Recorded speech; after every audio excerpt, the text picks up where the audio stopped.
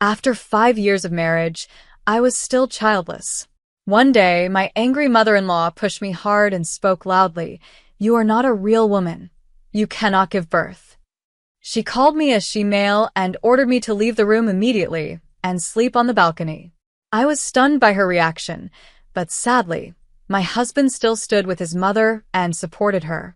I left the room immediately and planned to take action, but after 1 month. My name is Emma, and I want to share my story. It's a story of love, conflict, and ultimately, the struggle for independence. 5 years ago, I thought I had everything figured out. I was a 32-year-old marketing executive, dedicated to my career and passionate about my work. I married David, who was 36, and we both shared dreams of building a life together. But life took a turn that I never expected. David and I met at a corporate event. He was charming, ambitious, and we quickly fell in love. Our wedding felt like the beginning of a fairy tale. We were eager to start a family, but we also wanted to enjoy our freedom for a while. So, we decided to wait a couple of years before having children. Looking back, that decision seems innocent enough, but little did I know it would lead to years of pressure and disappointment. Things changed dramatically when David's father, Mike, had a stroke. The family insisted we move into their home in Chicago to help care for him. I didn't want to. I loved our little apartment filled with memories and laughter. But family obligations prevailed, and we relocated to his parents' house. I thought it would be temporary, just a few months at most. Living with David's family was a big adjustment. The house was always bustling, filled with tension and unspoken rules. His mother, Susan, was especially difficult. She was a homemaker with very traditional views on marriage and motherhood. From the moment I stepped into their home, I felt the weight of her expectations. Susan believed a woman's worth came from her ability to bear children, and since David and I didn't have kids yet, I quickly became her target. At first, the criticism was subtle. "You should really learn to cook better," she'd say, eyeing my attempts in the kitchen. "David works hard. A wife should support him more." It stung, but I tried to brush it off. I focused on my career, working late hours, determined to show them I could contribute financially. I thought that if I worked hard enough, Susan would see my worth beyond the traditional role she expected of me. However, as months turned into years, the criticisms grew harsher. I remember one particular evening, after a long day at work, coming home to find Susan waiting for me. "You know, Emma, a real woman knows how to take care of her family. I just don't see how you fit into that picture," she sneered, her voice dripping with disdain. I felt crushed. Despite my accomplishments, I was made to feel inadequate. And David? At first, he stood up for me. "Mom, Emma works hard. We're trying to have a baby. These things take time," he would say. But as the pressure built, I could sense him starting to cave under his mother's expectations. I felt utterly alone. The breaking point came when David's sister, Megan, returned home unexpectedly. She was pregnant and recently divorced, and her arrival sent the household into a frenzy. Susan was overjoyed, and for good reason. A grandchild was on the way. But when she announced that Megan would need my room, I was taken aback. "Emma, you'll have to move to the balcony," Susan ordered, as if it were the most natural thing in the world. I did not expect it when my mother-in-law suddenly pushed me hard and spoke loudly. "You are not a real woman. You are a she-male. You cannot give birth." I was shocked, and my heart broke at these harsh words. I couldn't believe it. "Mom, that's not fair," David protested, but his voice was weak. I stood there in disbelief, feeling the weight of her words suffocating me. "You're not a real woman if you can't make sacrifices for family," Susan snapped at me, calling me names that cut deeper than I ever thought possible. "David, please," I begged, hoping he would stand by me. But he remained silent, caught between his wife and his mother. In that moment, I felt a rage boiling inside me. How could he let her talk to me like that? I decided right then that enough was enough. I moved to the balcony, but I also decided to take action. I couldn't keep giving my all to a family that didn't appreciate me. So, I stopped all financial support. I ceased paying for groceries and bills, effectively withdrawing my contribution. I felt empowered for the first time in ages, but it was a double-edged sword. The family relied on my income, and I knew it would hit them hard. As the days passed, the tension in the house escalated. Susan and David were furious, their financial strain becoming more evident. I could hear them arguing in the evenings, their voices raised, blaming each other for our predicament. I felt a strange sense of satisfaction, knowing I was finally taking control of my life. A month later, I received an apology from both David and Susan. They realized how much they relied on me, not just financially, but also to maintain harmony in the household. But my heart had hardened. Their apologies felt insincere, just another way to manipulate me back into their control. I had made my decision.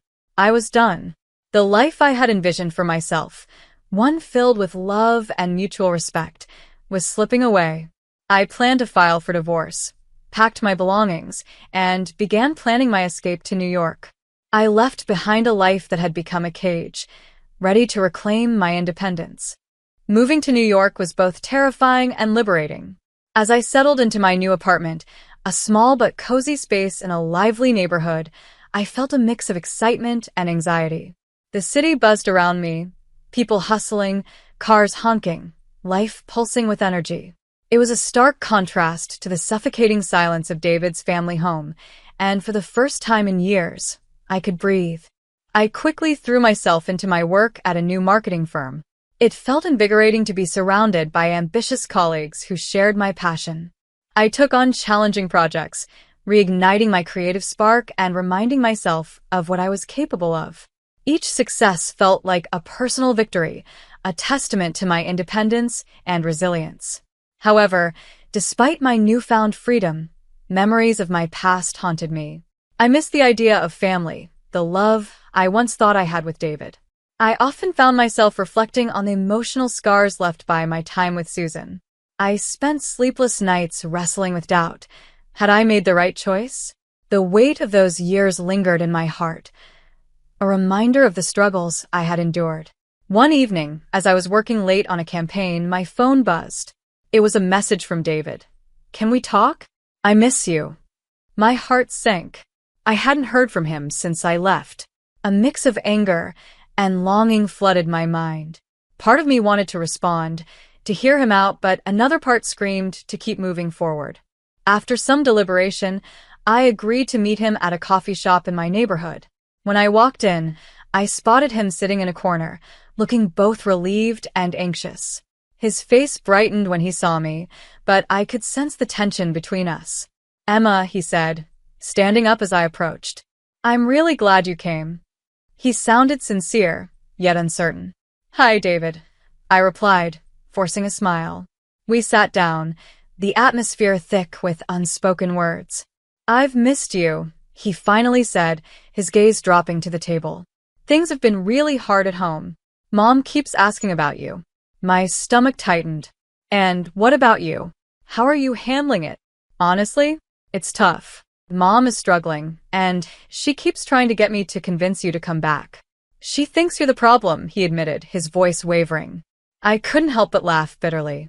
"Me? I'm the problem? David, you saw how she treated me. I didn't leave for no reason." "I know, but it's complicated. She's my mom. I can't just ignore her," he said, sounding defensive. As we talked, I realized that while David hadn't changed, he was still caught in his family's web of expectations. I felt a flicker of hope that perhaps we could rebuild our relationship, but deep down, I knew I had to prioritize myself. "David, I've been rebuilding my life here," I said, meeting his eyes. "I'm happy. I don't want to go back to that toxic environment." His expression fell, and I could see the hurt in his eyes. "I don't want to lose you, Emma. I wish things could be different. It's not just about us anymore. I need to find my own path," I replied, tears welling up. "I can't keep sacrificing my happiness for your family's approval." After that meeting, I walked through the city, feeling a mix of relief and sorrow. I had finally asserted my independence, but the pain of leaving David behind lingered. The city felt alive, and I reminded myself that I was finally in control of my destiny. Days turned into weeks, and I immersed myself in my work. I made new friends who inspired me and encouraged my ambitions. I took classes to expand my skills, pushing myself further than I ever thought possible. However, the pressure from David's family never fully vanished. Susan called occasionally, trying to guilt-trip me. "You were part of this family, Emma. You can't just abandon us," she would say, her tone harsh and accusatory. Each call left me drained, but I held firm. "I'm not abandoning anyone, Susan. I'm choosing to live for myself now." I was determined to protect my peace. One day, I received a frantic call from Megan. "Emma, I really need to talk to you." "It's about Mom," she said, her voice trembling. I could hear the desperation and worry in her tone. We met at a cafe near my apartment. She looked exhausted, her eyes red and puffy. "Mom hasn't stopped pressuring me since you left," she confessed. "She keeps telling me I'm the reason you left and that I need to convince you to come back." My heart sank as I listened. "Megan, you can't take that on. It's not your responsibility. You have your own life to live and a baby on the way. You don't need to bear the burden of our family's dysfunction." Tears welled up in her eyes. But she won't stop. I feel like I'm constantly failing her, and now I'm scared I'll fail my own child too. I reached across the table and held her hand. "You're not failing anyone. You have to put yourself and your baby first. Set boundaries with her. Don't let her guilt you into sacrificing your happiness." Megan nodded, but I could see the fear in her eyes. I knew it wouldn't be easy for her to stand up to Susan, but I hoped my words would help her find the courage to protect herself. A few days later, David reached out, asking if we could meet. I hesitated, unsure if I wanted to reopen old wounds, but I agreed. We met at a park, and I was struck by how tired he looked, like he was carrying the weight of the world on his shoulders. "Emma, I've been thinking a lot about everything," he began. "I realize how much I let my family come between us. I should have stood up for you, but I didn't, and I'm so sorry." His apologies stirred something in me, but I knew it wasn't enough. "David, I appreciate your words, but it's too late. I've filed for divorce.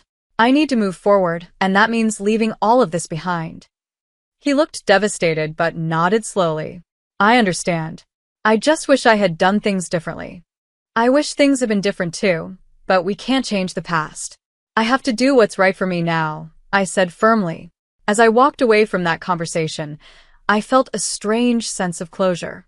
I had made my choice, and it was the right one for me. It was time to let go and focus on building the life I deserved.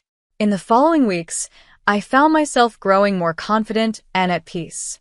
I threw myself into my work and even took up painting again. Each brushstroke felt like a reclaiming of my identity, a way to express all the emotions I had kept locked away for so long. Then, one evening, Megan called again, but this time her voice was stronger.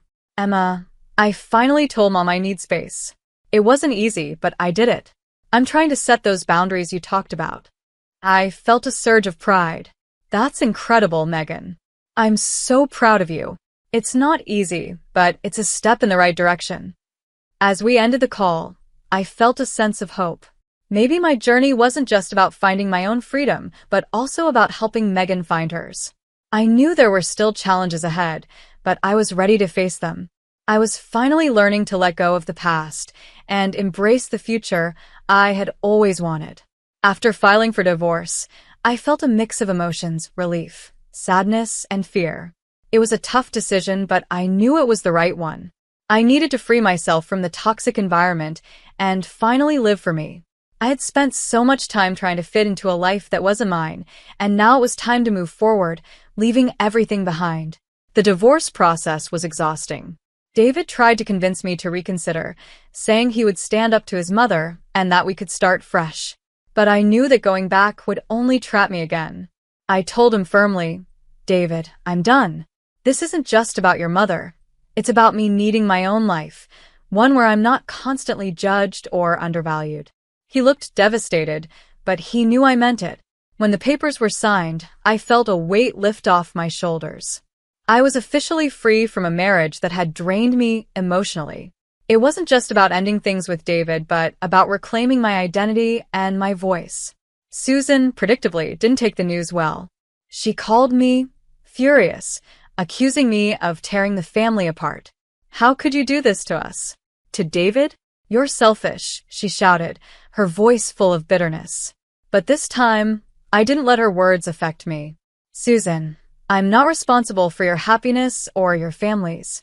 I need to take care of myself now, I said calmly, feeling a strength I hadn't felt before. I hung up, knowing it was the last time I'd allow her to manipulate me. I decided to cut ties with all of them, including Megan. As much as I cared about her, I realized I needed to distance myself completely to heal. I sent her a heartfelt message, explaining that I needed space to move on. It hurt to let go, but I knew it was necessary.